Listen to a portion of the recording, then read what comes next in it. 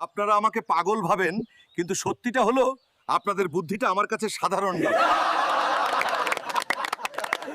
আমির চালাক কিন্তু অদ্ভুত বুদ্ধির মানুষ। হাসি খুশি মজা পছন্দ করে। বলদ ঘেটু গ্রামে বাঁশের ঘরে নিজের তৈরি ক্যাসিনো খুলে ধনী হওয়ার স্বপ্ন দেখে।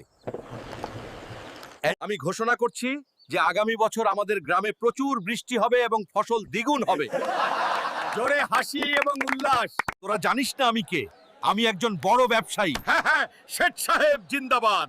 এইবার বুঝলি তো আমার বুদ্ধি কত? আমি আজ রাতে সব জিতবো, একদম সব।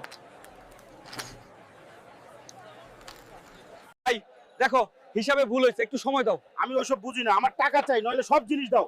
হায় আল্লাহ, আমার সব চলে গেল। আমার খুব বড় ভুল হয়ে গেছে। জুয়ার নেশায় সব হারালাম।